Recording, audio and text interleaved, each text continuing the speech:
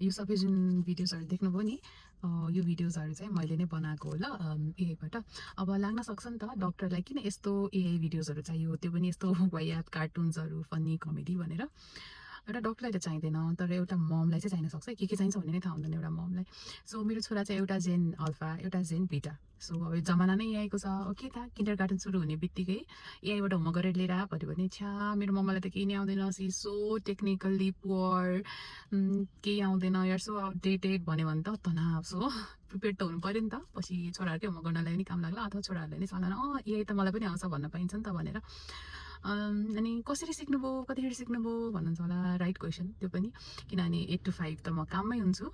कतिखेर सिक्छु भने जहाँ इच्छा त्यहाँ उपाय म चाहिँ यसरी सिक्छु।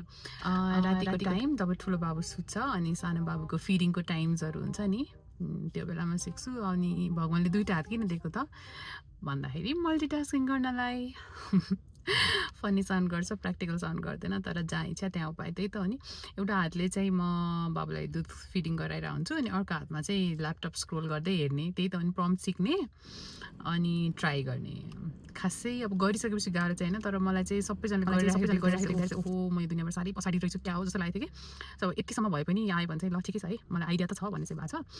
सिक्दैछु, अझै पनि हेरौँ।